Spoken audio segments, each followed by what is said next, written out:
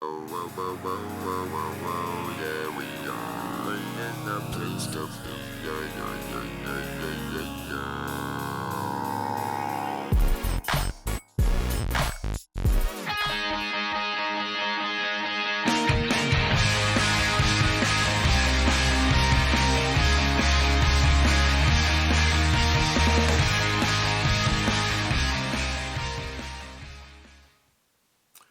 All right, good morning, everybody. Welcome to the Kirk Anderson Show. It is February 15th, 2024, and I'm excited to have a special guest with me today, Joel West, the City Administrator for St. Croix Falls, Wisconsin. Welcome to the show. Oh, thank you. Nice to be here. Yeah, today we're going to be talking a little bit about what it is like to manage a city. And you'll have the unique perspective of having a city administrator with how many years of experience have you had? Well, in city government, it's about 40 and about 20 in administration. Okay. So you've been in St. Croix Falls for about 4 years, which is as long as I've been mayor. We brought you on the year I got elected, which was 2020 in the midst of COVID. And so we can talk a little bit about what it was like to do city government in the midst of the pandemic, too. But if you are watching live and would like to ask any questions, feel free to put them in the comments. And if they show up in the comments, I can share them on screen as part of the show.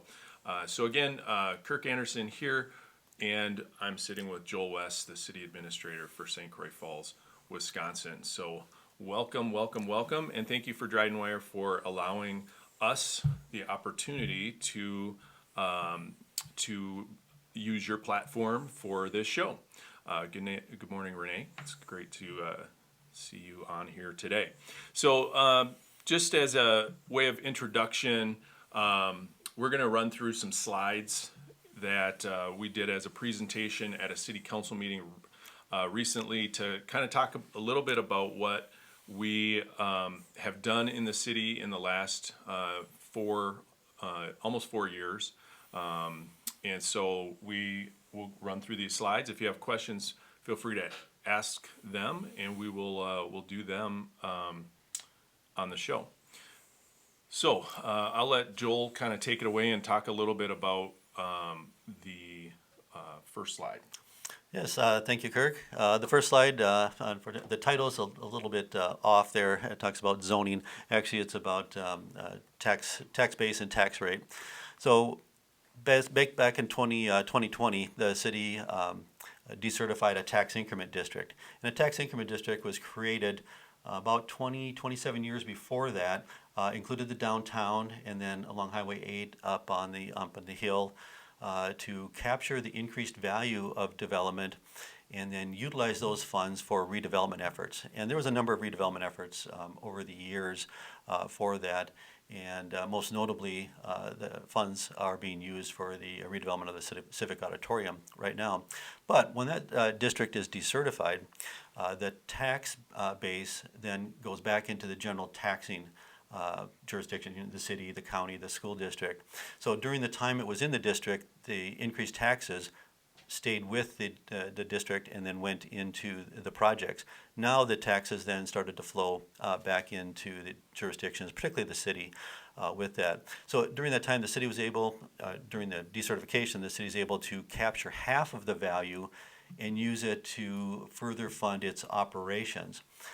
Then the other half of the value is meant to basically be distributed and lower the tax rate of the city with that, and that's exactly what happened. So the city's tax rate went from reduced by 7.4% or 7.5%. Went from 7.25 per $1,000 of value to a tax rate of $6.70 per $1,000 of value. So that's the benefit, and that's the goal of a tax increment district, is to encourage development, increase the value, and then the public and the citizens realize a savings in the future with that. Now, over the last 4 years, the city has been able to maintain the same tax rate, being able to capture that increased development and the increasing value of development over these past 4 years to fund, its operations, but also public improvement projects that we'll talk about later, and still keep the tax rate the same. I would note that the tax value of the city, the tax assessed value of the city, has increased from about 190 some million dollars to just over $212 million now, and that's new development, maybe some inflationary growth too with that. So I'm gonna back up for the person who's going, what is a tax increment district? Because it took me a long time to figure that out. If you take a map of a city and you were to draw a circle around a specific area of the city that you wanted to grow, you could create, through the state's permission, you could create a tax increment district. And you would basically draw a line, a box, a circle, whatever it is, around a certain area, and that would be designated as the tax increment district. And within that area that you select, the taxes in that, those property taxes would go into a fund. And the fund could be used to help businesses or the city increase the likelihood that it would be developed. We could use those funds to put infrastructure in to help the business owners with certain expenses. And there's lots of different ways to do a tax increment district. In our case, it was a very successful tax increment district that was over 20 years old. And when it closed, there was a substantial amount of money left over that got redistributed. What Joel was talking about is it can be redistributed in a couple different ways. It could go into the general fund and be spent, or it can go back into the taxpayers' hands. In our case, over that 20 years, as mayor, I felt like a huge priority for us was that we needed to invest in the infrastructure of our city because it had been neglected over the last 20 years. A lot of old pipes and water pipes and sewer pipes and streets and things like that. So we decided as a council to give half of that money back to the taxpayers, and that's where that lowering of the tax rate came in to $6.70 per thousand. But then we took the other portion of that money and we created the opportunity to leverage it for fixing the infrastructure without raising taxes. And so for the last 4 years, we've been using that money through a lending process to basically do all the infrastructure projects that really should have been done over the past 20 years. We're playing catch up. And so that's kind of what the TIF is. They're for a set amount of time, and any new taxes that are built in that area go towards the fund. And so it really works out well. A lot of cities are using that as well. So hopefully that kind of gives you a little bit of an information on the tax increment district. And actually, after we closed it down, because it was so successful, we'll talk about a new tax increment district that we've recently created to do the same thing, just in a different area of the city. Yes, this slide is a building permit activity from 2020 to 2023. And this one we focused on the new home construction and the commercial construction. So from 2020 on, we had 9 new homes in, 18, then 13, then 19. So it shows that there's, from the recession, the pandemic that we had, that there's been growth, and there still is a significant demand for housing, particularly apartments. And then also commercial activity. There's 5 over this last few years.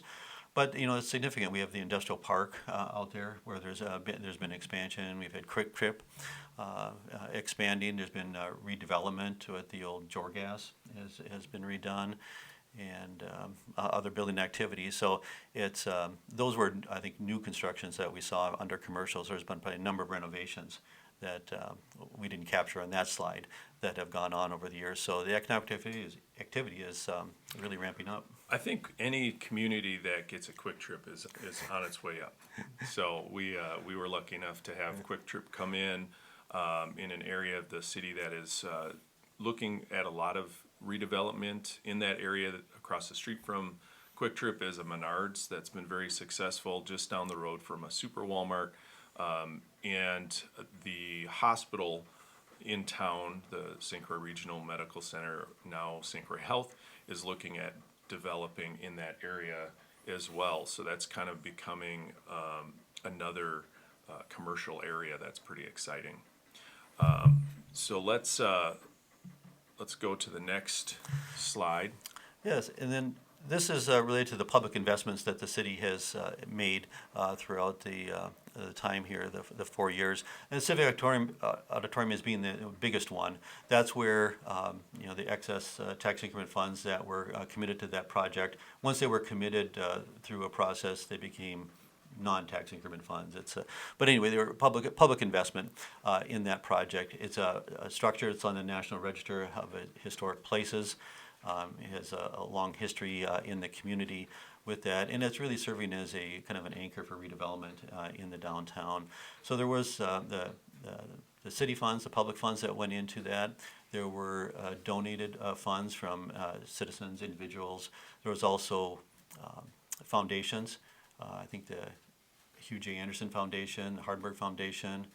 There's probably one more that I'm not remembering with Economic Development that. Corporation. Yeah, the Wisconsin Economic Development Corporation provided funding too. And also the owners are also securing tax credits, historic tax credits on the project. So it is a financially kind of a complex undertaking for them, but is proving to be very successful. The Civic Auditorium obviously is kind of an anchor store to our town. It was built as a civic city-owned property back in 1917, right before World War I and right before the Spanish flu. And so its success was very slow to get going. It ended up turning into a movie house, became an actual movie house for the city for many years until a theater company leased it from the city and had been there since the early 1990s. Now that is being redone and with an elevator, with HVAC, with beautiful restoration back to the historic character, we're looking forward to sometime in May, early June, welcoming back the lease tenant, which is the Festival Theater, into that space. It's privately owned. They're paying property taxes. It is part of a tax increment district, and so we're really excited about that. That was a touch and go project for many, many years, and so that's one of the things I'm very proud of that we were able to accomplish. The next slide, or the next part of that slide, is the River Kentucky Street reconstruction. I've talked about the St. Croix River on this show many times. We are lucky enough to live in a beautiful watershed on the St. Croix River, and one of our main streets goes right along the river and is part of our tourism and our hiking trails. So talk a little bit about what it took to reconstruct what was a pretty desolate road and turn it into what we have now.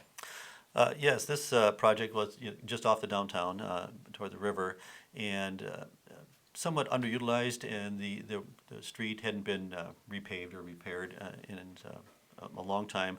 But also, as we know, living here with the hill and the slope toward the river, a lot of water came through, seeped out of the ground and such. So we had a lot of stormwater issues, a lot of water running across the previous road, and that wasn't designed to pick up that water.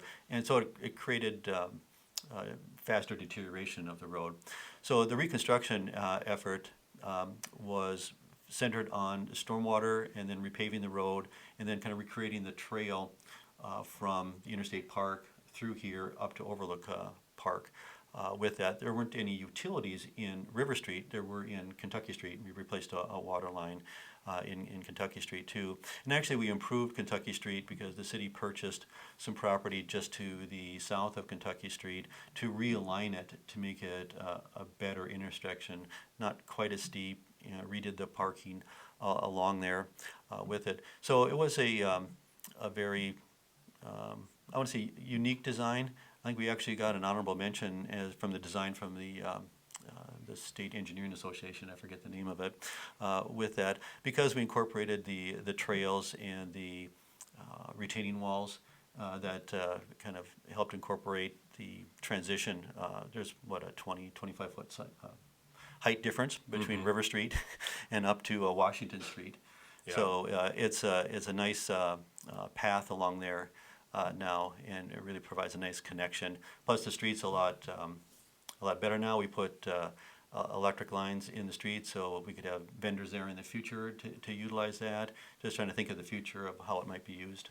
Yeah, part of St. Croix Falls topography, I guess is the right word, is that we have a lot of hills. And so not only do we have the challenge of pretty steep grades, but our water runoff is sometimes overwhelming. And so we have to put a lot of effort into maintaining or containing that water to make it safe so that we're not flooding our downtown. And that water goes down into the river, so we put a lot of effort into making sure that it is clean and that it goes into the river cleanly.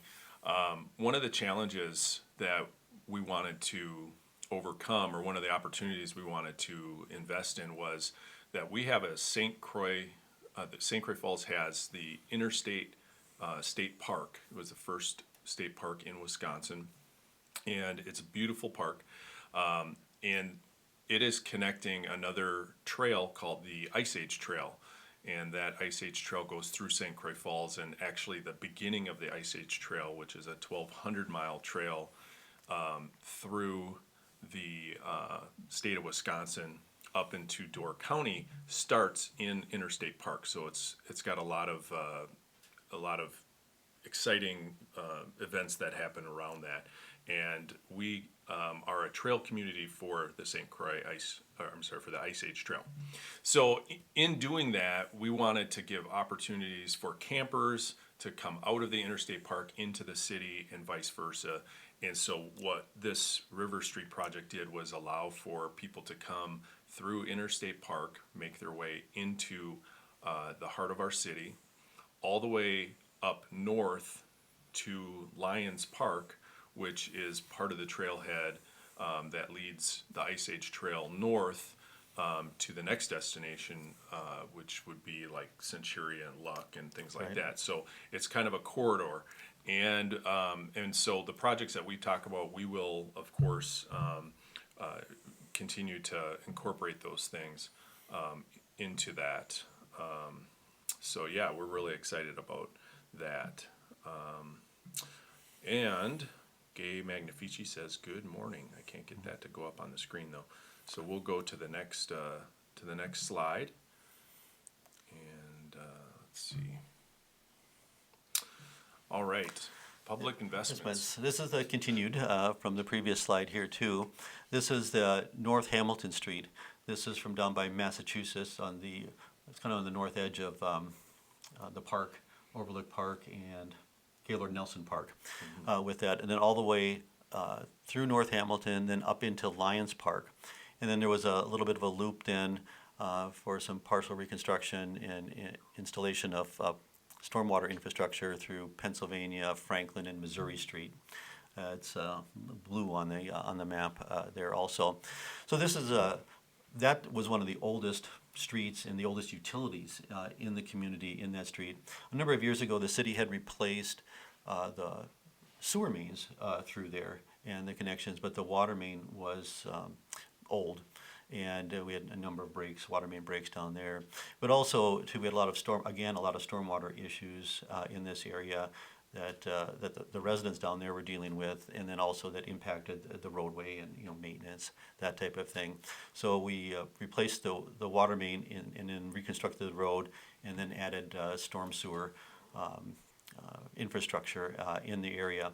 Then there's also a path or a trail alongside the west side of North Hamilton, and from where it starts in Massachusetts all the way up to Lions Park.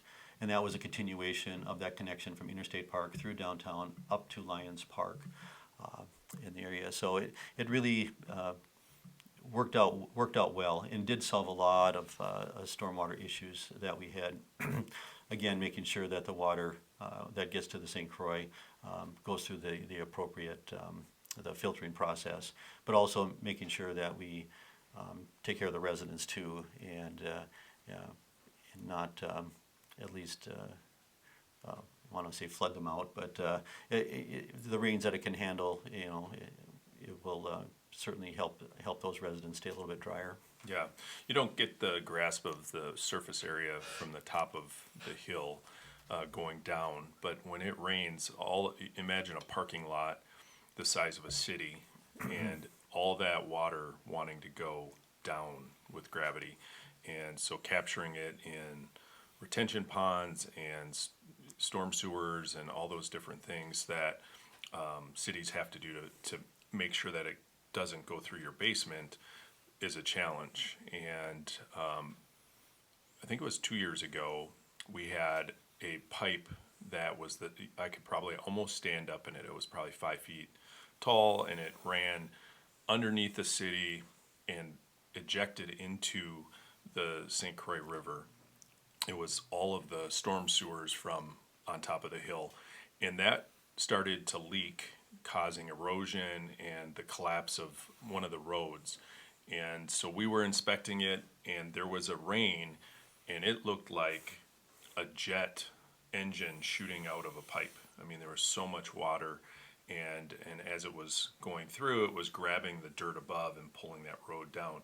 So that took a lot to replace, and that's just one of the pipes that go into the river. There's several areas where we have to do that. So the other thing I should mention is we have the state park in St. Croix Falls, but we also have the National Scenic Riverway, a national park in St. Croix Falls too. Their headquarters is along the Hamilton Street that was just redone. That was a challenging project. We have houses along both sides. We have the National Park Service, and as with any project, we know that there are some things that are going to affect residents, and it's not going to be fun to have your road torn up for the summer or for the fall. We worked to mitigate that as quickly as possible, but we also ran into a lot of issues, rocks, boulders the size of my car, that needed to be moved. There was poor soils too, more poor soils than we thought, that we corrected those, so the road bed would be better. So yeah, so part of dealing with that was also dealing with some frustrations from the residents and trying to explain things and keep them in the loop. Not always. People aren't always going to be happy, and we realize that, but it's work that had to get done. So it's worth it. And in this situation, it's unique because we have North Hamilton that goes through, but there's not another parallel street to move traffic on, so we had to basically construct it under traffic. As best we could. So so that moves past the National Park Service and what you mentioned, the Gaylord Nelson Park, which was named after the founder of Earth Day, along the river.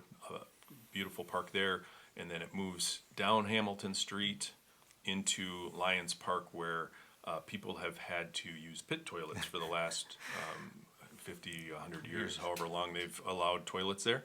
And this last year we put new flush toilets with a brand new building, and this project allowed us to extend sewer and water to the park, which has really been really nice.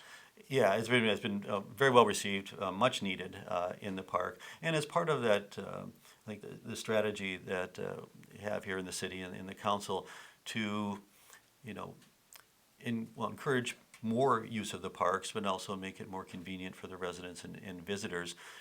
We have Lions Park. We'll also talk later about Overlook Park here downtown with a restroom facility coming there, and then at the Gandy Dancer Trailhead at the City Hall building. So, and actually that's our next slide. So Yeah. we just move right into it. Bathrooms are a big part of people's needs, and they don't like to use the porta potty. They don't like to use pit toilets. They don't tend to smell well. And so we invested with partnering with the Lions Club that kind of has taken ownership of the park. We still obviously own it, but it's a city park. But it is Lions Park, and they came to the city and said, hey, we want to put bathrooms up. We want to fundraise. We want to do some great things. How did that all come together? Because that's completed. You can go there once they're open for the season, and you can use actual toilets. So when we were, designing the North Hamilton Street project, we were so close. And working with, Matt Larson, our Public Works Director, City Council, and stuff, we decided it was very doable to extend utilities, water and sewer, to the site and actually get, the good public restrooms at the facility, knowing, because Lions Park's got to be one of the most used parks in the city, and it just providing more opportunities for people to have a better experience in the community. But also, I think the strategy is encouraging people, if they're at Interstate Park or visiting, that they can now have a walkable loop or double back on itself or whatever, come all the way up here, go through downtown, and have places that they can take a break and have decent public facilities. Yeah, Lions Park is great. It has picnic areas and playgrounds for kids. It has boat access to the river, so that's where everybody launches their boats to enjoy the river. It's directly across from Lions Park in Minnesota, so it's a constant battle of whose is better. We think we've got a pretty good park, but the bathroom facilities have been a welcome addition to the Lions Park. And then our next one is at City Hall on where the tourism center is located too for Polk County. So we were envisioning for the last number of years a water booster station. So because of our elevation change between up on the hill and down on the lower levels here by the river, we pump water, back and forth as needed to fill the towers and provide the service. But we needed a better booster station to do that with. So that was already in the works to create that. And then working with the county, and at the time the county environmental services director, Bob Kazmersky, county board or whatever, decided that the trailhead for Gandy Dancer and the Interlink Trail is here at that location at City Hall, the tourism center, and they thought it would be a good place for bathrooms. There's already bathrooms in City Hall and in the tourism center, but for after hours, for people utilizing the facility, let's install those. So the county offered $150,000 as a grant if we would design the building that we were creating anyway to include restrooms, which is what we did, and it turned out very, very well with that. So they're open, they're operational. In addition, the city put in a bike repair station and an outdoor fountain for that. We actually have a little small pad area too for a future sculpture that's been talked about that maybe relates to the trail. Mm-hmm. Yeah, so the trailhead for winter sports, and these bathrooms are self-heated with the pumps and everything that are in there. They create enough heat that they can be open all year round. This is the location that you would come and park your snowmobile, not this year, but your snowmobile trailer and get onto the Gandy Dancer to take the trail north and enjoy that, as well as when it's frozen, there is the four-wheeler access. And then during the summer, a lot of hikers and runners and bikers utilize the trail as well. And so they'll park in our parking lot use the restrooms, fix their bike, and then head out on the trail. In fact, several of our races utilize this space too, and so providing restrooms outside for all those events are a really great opportunity. And one of the things too, because it's a booster station, we do have backup power there to run that. Then we also then added backup power for City Hall because it's it's a police station for emergency services and things too. So that's another added benefit of the project for the community. Yeah. All right. So we talk about like what does it take to run a city and get all kinds of projects done, and public investment is a big undertaking because everybody wants their road to be the smoothest and the nicest, and so we have to prioritize what comes first, and if we're repairing or replacing or maintaining. One of the big parking lots in town that services the downtown area, including some residential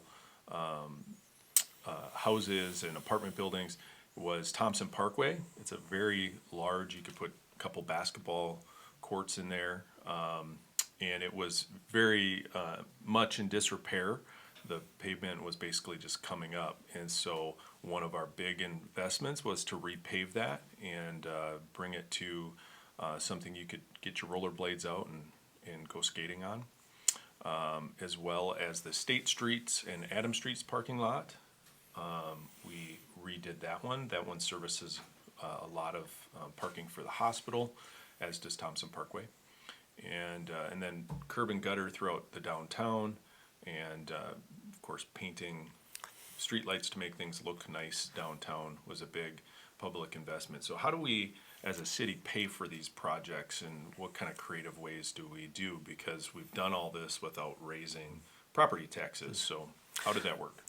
Well, that worked because we were able to capture, as we talked about before, when we decertified the tax increment district, there was the half the value of the properties that were in that tax increment district. We were able to put back onto the general tax rolls.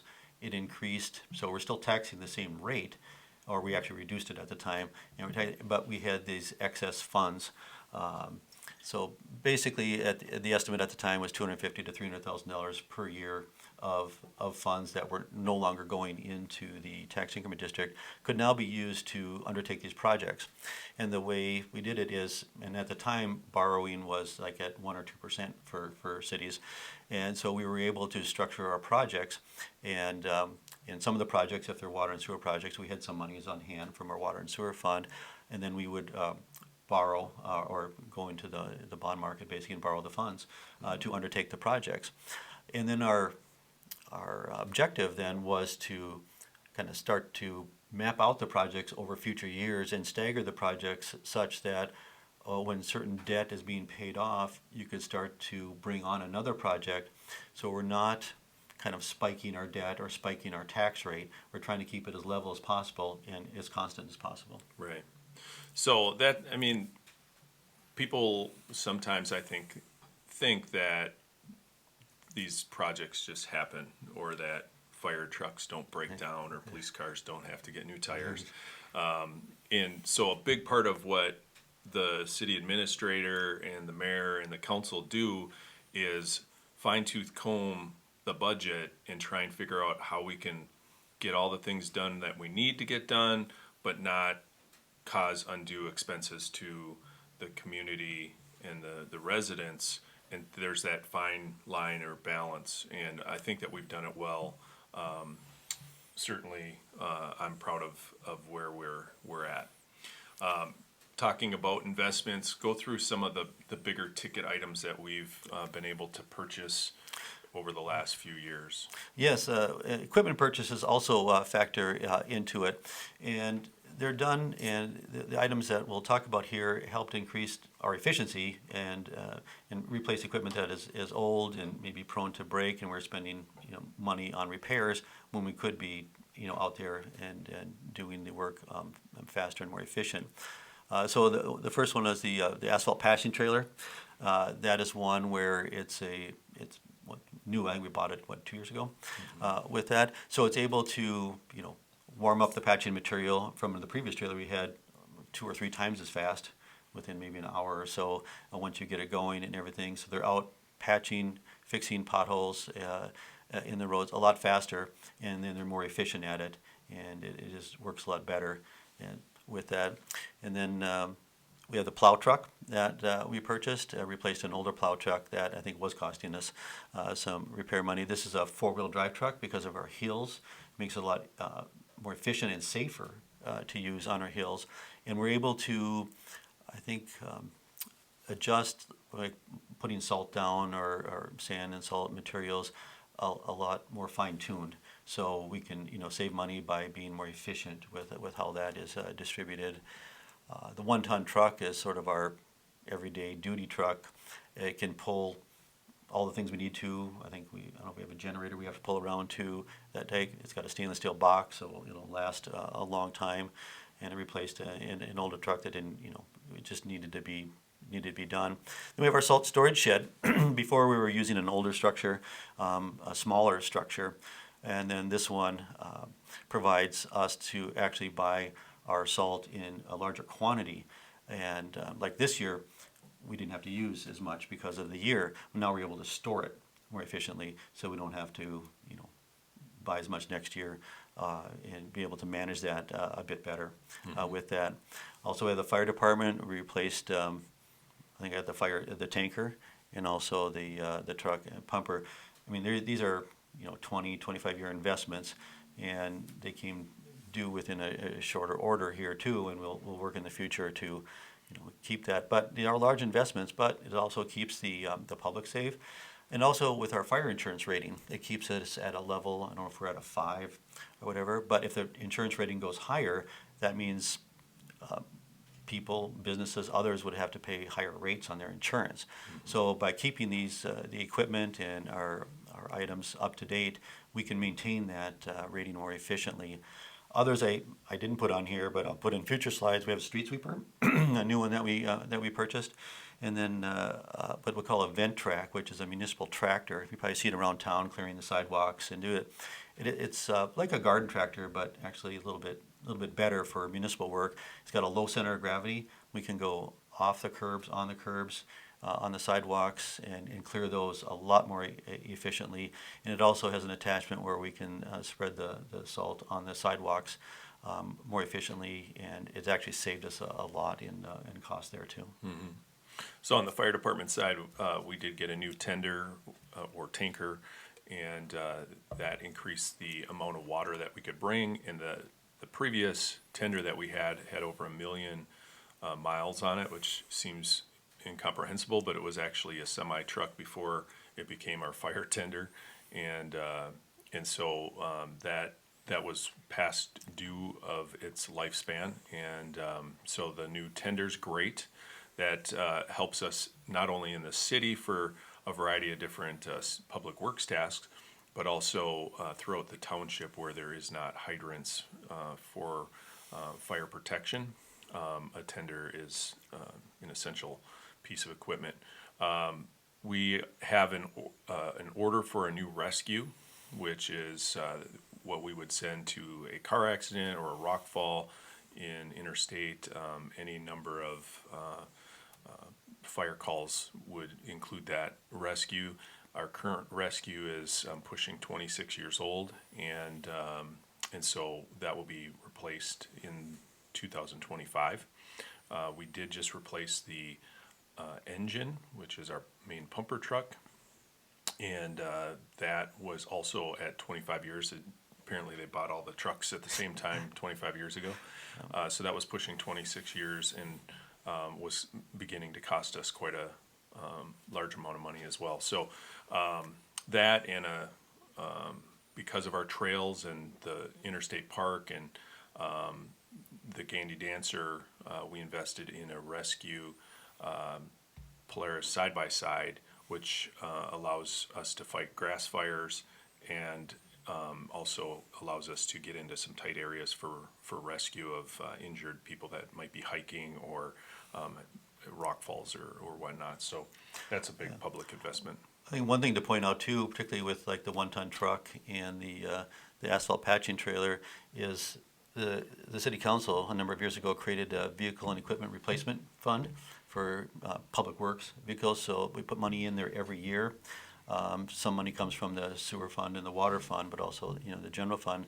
So I believe both of those might have been purchased through that we had money set aside, so we don't always have to borrow for these. The larger things like a plow truck and things, you'd have to, because it's a little bit longer payback time. But it's putting money aside for those things that we like to continue to do. Yeah, and our fire department services not only our city but also the township around us. We have, I think it's 20 square miles of fire ground, and the township also invests in that and gives money towards those funds. So they do assist with that. All Yes. right, yeah. Yeah, Well, downtown this redevelopment. is a big one. This is a big one, downtown redevelopment, and you've probably seen the activity going on here downtown. The city, where it's probably about a year now, yeah, it's just about a year now, we're coming off of what was a previous, probably a 4-year legal battle with a couple of properties downtown that the city ended up purchasing as part of a settlement. We have 101 North Washington Street, which is former Clayton Hardware building here. You can see some before and after pictures with that. The city acquired this building, and we'll talk about 107 North Washington Street and then 136 North Washington Street also. So the city has acquired it. In the rear of the building, to the west side of the building, we did take down some walls and structures that were in there that were not permitted and such. But we do have a purchase agreement on the property. Two purchasers that are interested in opening up like a grocery store here. So they're working through their finances now. We expect to close in March on that, and working for some other activity. The city's also working, submitting a grant to the state for some funding for these buildings down here too. This one's one of our more historic buildings. It was the first bank in St. Croix Falls. Beautiful architecture, brick outside, and it was owned by the same individual who owned the other two properties that were basically dilapidated over a number of years. Some severe damage to the foundations and some skirting of plywood around the front to not allow people to see inside it.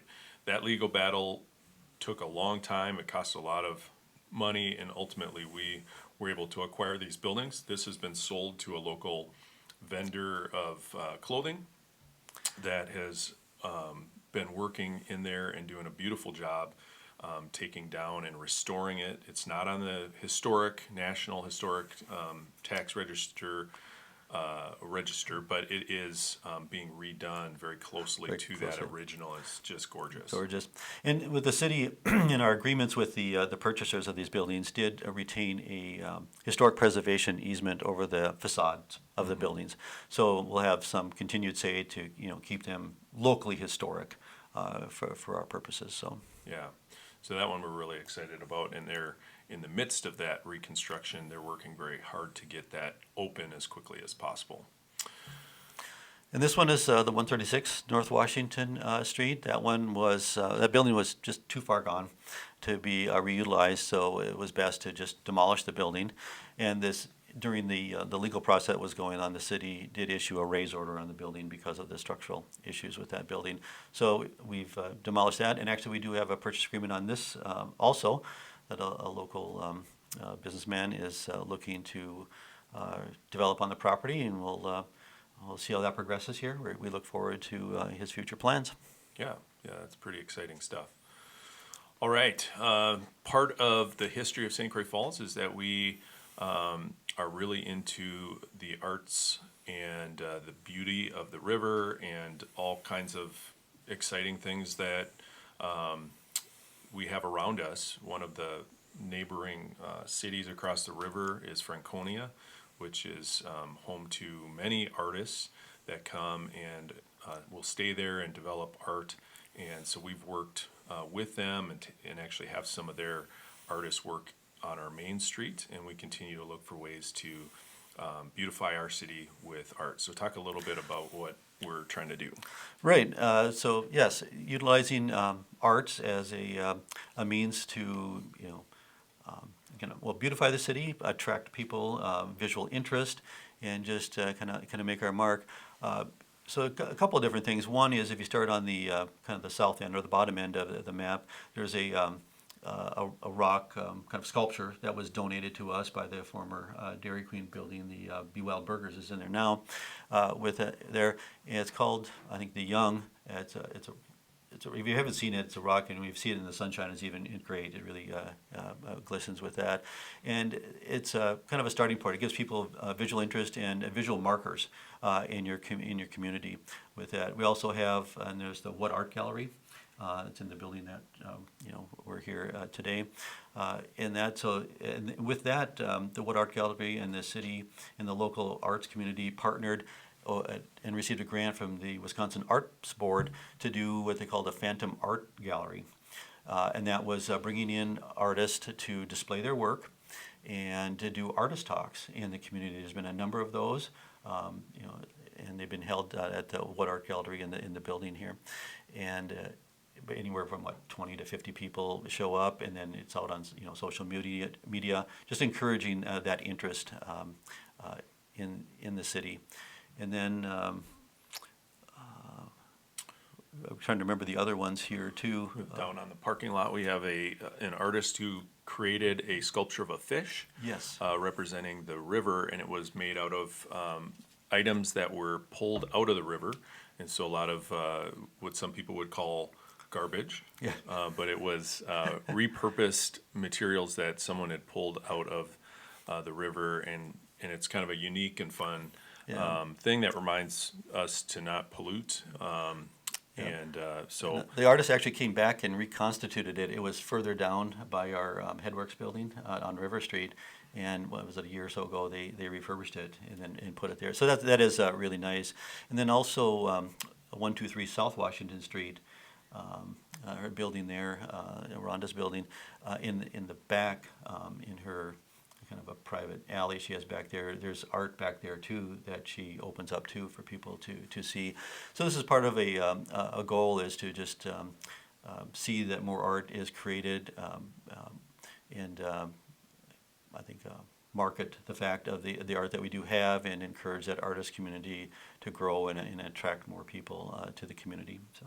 Yeah, our kind of main sculpture on the overlook is the river spirit, and that was a local artist who used a local model to create a beautiful work of art. It's a bronze statue, and it kind of highlights the river right on the overlook downtown off of Louisiana and Main Street. And that park is where we do our Music on the Overlook. It's across the street from the historic auditorium that's being redone, and it's really kind of the main meeting point for a lot of the tourism for downtown. So that's another big one that people love to go check out. So this is the tax increment district discussion that we were having earlier. So in the heavy black outline, the city created a second tax increment district. The first one was decertified, and this is a new one.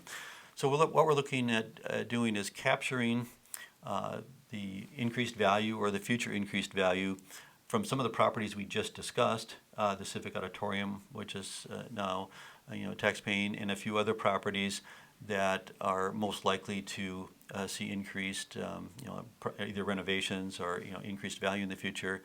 Capture those funds and be able to use that for activities within the district that you see, but also by state law, the money can be spent within a half a mile for certain activities and such too.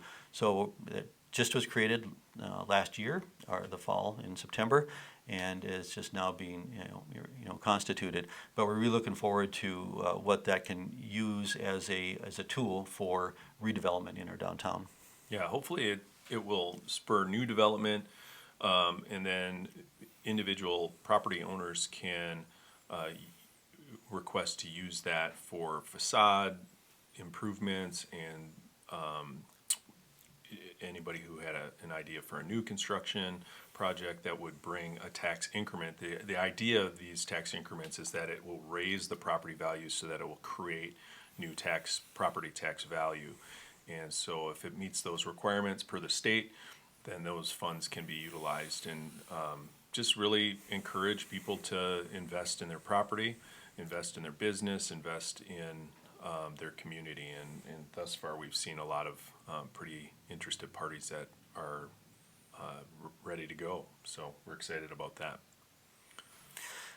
And here we're talking about annexation areas. So that's one way that communities grow and annex. And we were fortunate to work out with the town of St. Croix Falls an annexation agreement governing kind of 5 different areas that we set up that are most likely to see annexation. It's over off of Highway 8 by the I think it was Lampert Lumber behind Marketplace Foods. There's a couple areas there that are in the town. Up off of Maple Drive to the north of Maple Drive, because the road is kind of split between the city and the town there. That's an area that's most likely to grow. Then behind Johnson Motors up there on that side of the street. Further back, there's about 10 acres back there that we had in the annexation agreement, and that actually was annexed. That 10 acres was annexed.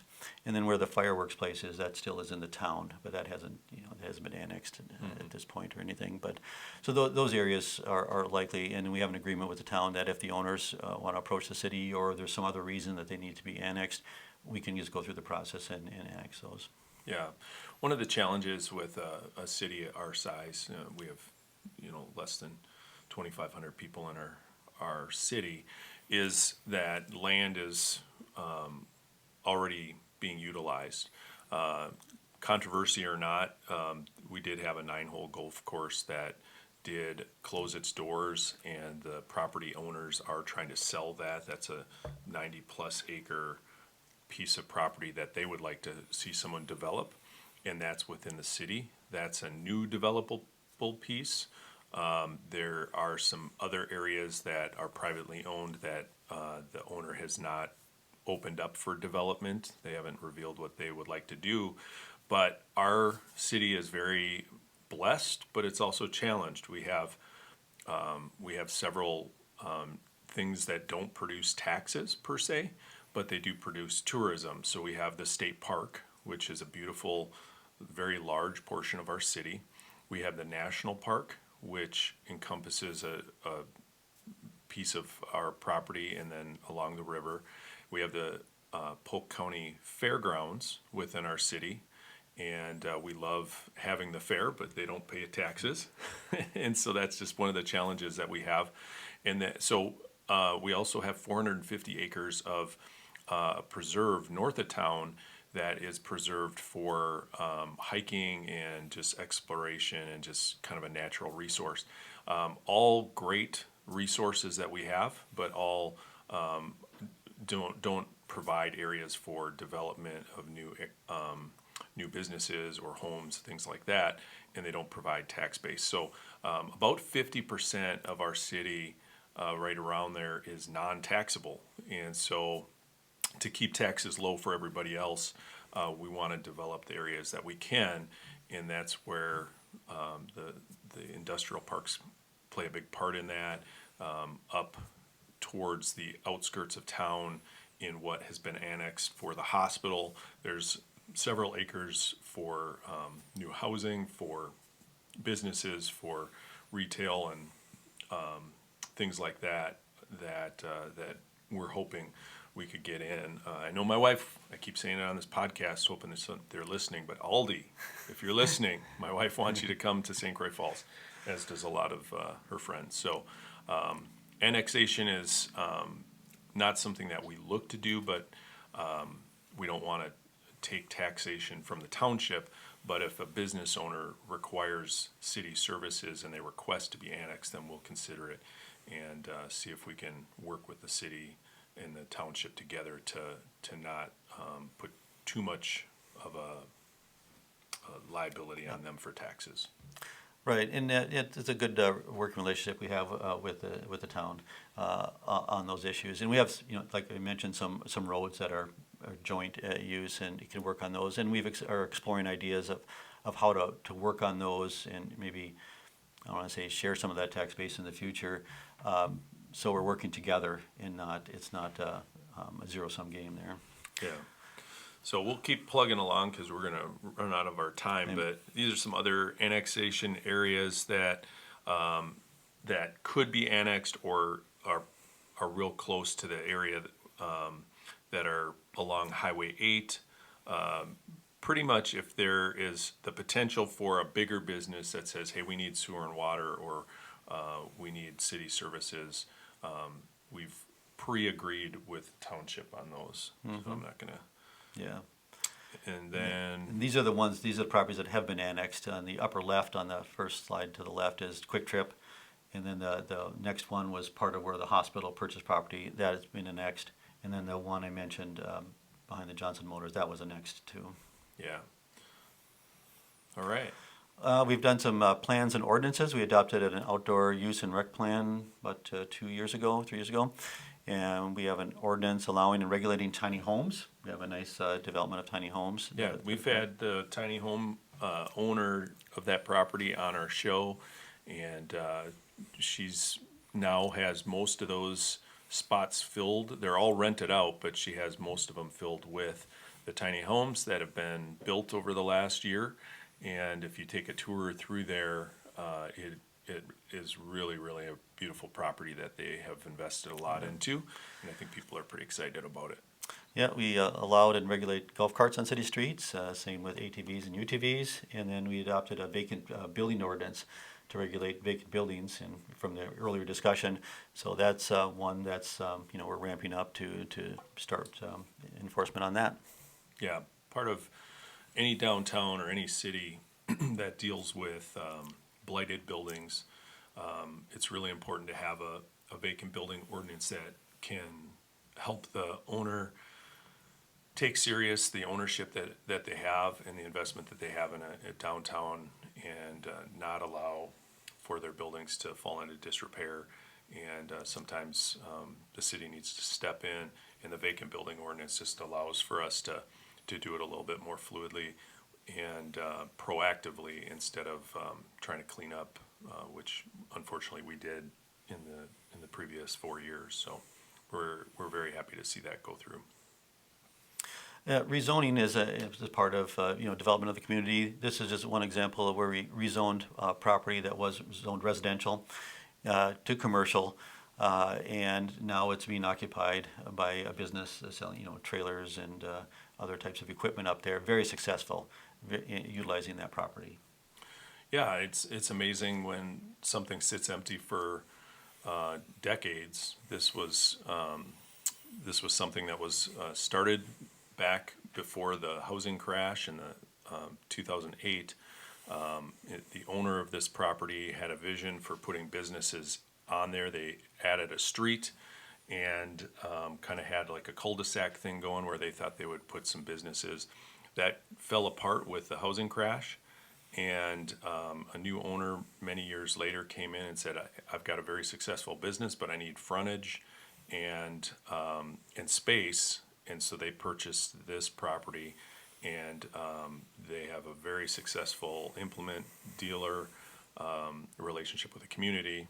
And if you ever drive by there, you'll see it, because they've got quite a bit of stuff out there that they sell, and it's very busy place.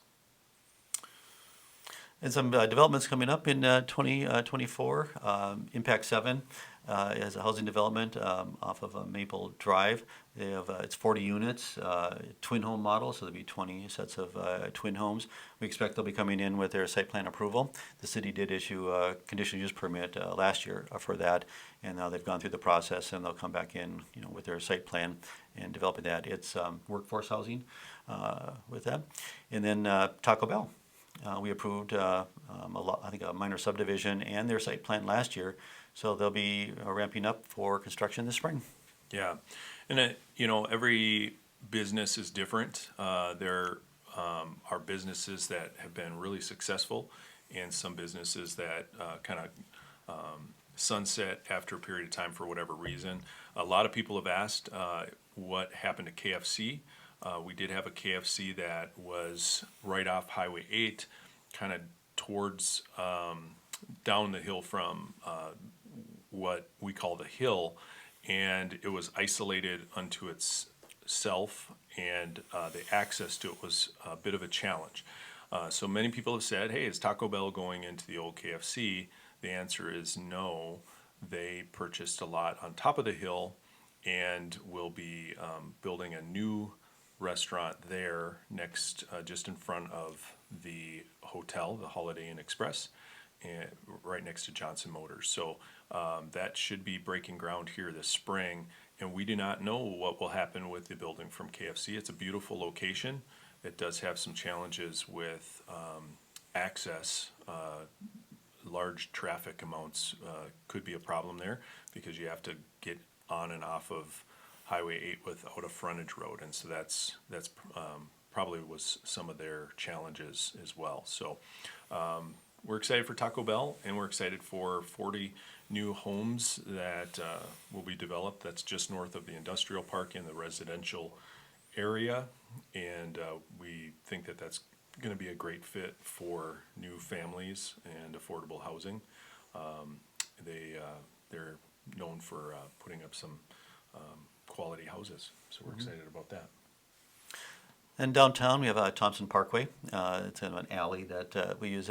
We did receive a grant through the state for 80% of the cost to kind of reconstruct that alley. So that's coming 2024, 2025. We'll see the construction in 2025. I mentioned restrooms at the Overlook. City Council approved. Again, we'll see restrooms there, and they'll be in before Wanigan Days. And also, the city approved a mural by the State Street parking lot there along State Street, and this is an example of the mural that's coming. Yeah, so we went through an art process where artists submitted work for extremely large. It's 59 feet by 12 feet by 18 feet, so it's kind of an oblong type of a structure, but that's a wall that houses an upper parking lot and a lower parking lot. And actually the wall to the other side is over 100 feet long. It's just gigantic. So we wanted to put a mural up. We got many submissions, and through a narrowing down by the Parks, Arts and Trail and Artists group, the City Council came and voted on this particular one for our first mural. We're really excited about that, and that should be a beautiful thing as well. Wanigan Days is our big